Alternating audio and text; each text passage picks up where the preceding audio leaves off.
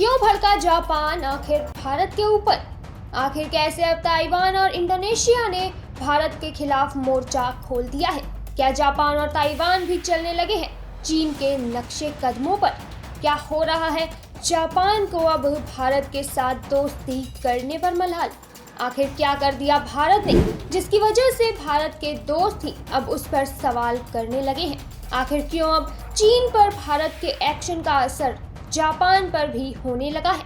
कैसे भारत का दोस्त कहा जाने वाला जापान अब भारत के विरोध में आकर खड़ा हो गया है? भारत में लगे बैन से चीन का ड्रैगन कंगाल होने लगा है, पर क्यों अब जापान और ताइवान भी भारत पर भड़क रहे हैं? क्या भारत को अब कर देना चाहिए हर चीनी सामान को भारत में बैन? आखिर किस तरीके से अब चाइना की स्थिति बदहाल हो गई है, वह भी भारत के विरोधाभास को देखकर? क्यों अब भारत के विरोध में जापान भी बोलने लगा है? किस तरीके से अब ताइवान ने भी भारत का विरोध करना शुरू कर दिया है? आखिर कैसे अब भारत WTO में बड़ा मुद्दा बन चुका है? किस तरीके से अब भारत के बैन लगाने से कई देशों की अर्थव्यवस्था तहस नहस हो रही है? क्यों आखिर जापान और ताइवान के साथ भारत के संबंध खराब होने लगे हैं? आखिर क्यों चीनी सामान को बंद करने से भारत के जापान और ताइवान के रिश्तों पर भी असर पड़ रहा है? आखिर क्या मोदी सरकार को अब भारत में चाइना व उसके सामान को पूरी तरह से रोकने की जरूरत है? किस तरीके से भारत की जनता अब देश में चीनी सामान का विरोध करने की बात कर रही है? अब भारत का हर एक नागरिक इस बात को समझ चुका है कि भले ही कम और महंगा सामान ले लो, लेकिन चीन का बहिष्कार करो। क्या भारत में अब चीन को एंट्री नहीं मिलेगी? आखिर जो चीन अभी तक भारत के आगे आंखें दिखाकर खड़ा होता था, किस तरीके से उस ड्रैगन का मार्केट भारत की वजह से पूरी तरह से नीचे गिर गया है? जो भारत ने लगाए थे 2 साल पहले कई चीजों पर अपने देश में बैन, किस तरीके से अब भारत विश्व के कई देशों की अर्थव्यवस्था के लिए एक बड़ा मुद्दा बन चुका है? क्या भारत से चलते हैं कई देश? क्या भारत से बढ़ती है कई देशों की अर्थव्यवस्था? क्यों अब भारत में लोग भी चीन को टाटा बाय बाय करने के लिए तैयार हैं? अगर आप भी भारत के सबसे बड़े दुश्मन यानी कि चाइना के सामान को खरीदना पसंद करते हैं, अगर आप भी चीन की असलियत से अभी तक अनजान हैं, तो हमारे साथ इस वीडियो के एंड तक बने रहें, क्योंकि इस वीडियो में आगे हम भारत की उस शक्ति के बारे में बात करेंगे जिसकी वजह से कई देश भारत में बंद किए गए एक्सपोर्ट से परेशान है। तो अगर आप भी इसके बारे में जानना चाहते हैं कि कैसे आज का भारत चीन के साथ साथ कई और देशों को झुकाने में सफल हो पाया है, तो हमारे साथ इस वीडियो के एंड तक बने रहें। और अगर आपको यह वीडियो पसंद आए तो इसे लाइक, शेयर और कमेंट करना बिल्कुल ना भूलें। भारत ने 2 साल पहले ही अपने देश में कई विदेशी सामानों पर प्रतिबंध लगा दिया था, जिसका उद्देश्य सिवाय चीन के किसी अन्य देश को किसी भी तरीके का कोई भी आर्थिक नुकसान पहुंचाना नहीं था। भारत ने जो भी किया सिर्फ और सिर्फ अपने देश को बचाने के लिए किया। भारत ने विश्व के देशों पर जो बैन अपने देश में सामान के व्यापार से संबंधित लगाए थे, उनका एकमात्र उद्देश्य सिर्फ अपने देश की अर्थव्यवस्था को सामान्य करना था और अपने देश को घटिया सामानों पर पैसा खर्च करने से बचाना था।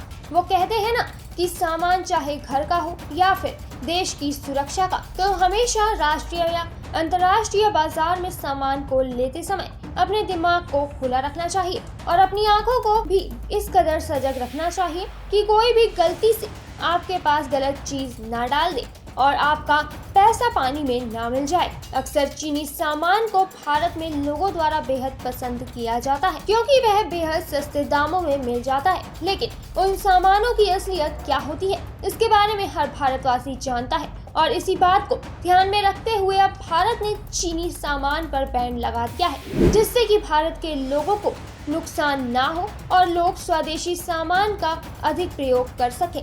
अब जब भारत ने चीनी सामानों को बैन किया है, तो इससे चीन द्वारा भारत में निर्यात किया जाने वाले सभी भंडार भी रुक गए हैं और यह भंडार किसी और चीज के नहीं बल्कि टायर और एयर कंडीशन की है। भारत ने चीन के एयर कंडीशन और टायर को पूरी तरह से देश में बैन कर दिया था, जिसके पीछे भारत की जो वजह थी वह बिल्कुल ठीक थी। चीन ने भारत को टायर के नाम पर कई फर्जी व गलत गुणवत्ता वाले टायर भेजे और इतना ही नहीं बल्कि चीन को भारत की तरफ से जितने एयर कंडीशनिंग का ऑर्डर दिया गया था, चीन ने उसके नाम पर भारत को कचरा भर के दे दिया।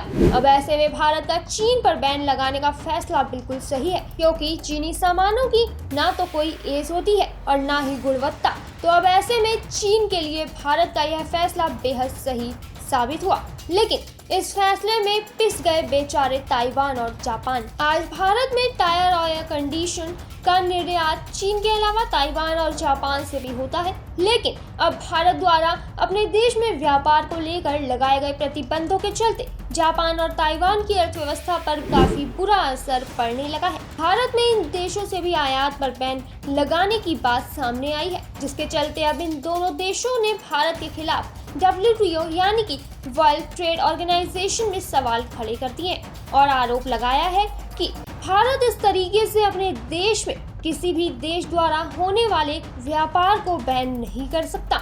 इन दोनों देशों का कहना है कि भारत ने WTO के नियमों का उल्लंघन कर अपने देश में नए कानून बनाए हैं, जिसकी वजह से इन देशों की अर्थव्यवस्था नीचे गिर रही है। कहने को तो कुछ समय पहले जब भारत ने चीन पर प्रतिबंध लगाए थे तो चीन ने भारत के विरोध में आवाज उठाई थी, लेकिन उसका कोई भी फायदा नहीं हुआ क्योंकि उस समय चीन अकेला था। लेकिन अब जापान, ताइवान और उसके साथ ही इंडोनेशिया भी WTO में भारत के अपने देश में व्यापार पर बैन लगाने के फैसले का विरोध कर रहे हैं। अब जब WTO की तरफ से भारत से सवाल पूछे गए तो भारत ने स्पष्ट कर दिया कि वह जो कुछ भी कर रहा है वह सब WTO की गाइडलाइंस के अंदर ही आता है और भारत ने किसी भी नियम का कोई भी उल्लंघन नहीं किया। भारत को अगर किसी देश का कोई भी सामान पसंद नहीं आता तो फिर भारत उसे बैन कर सकता है, जैसा कि भारत ने कर दिया।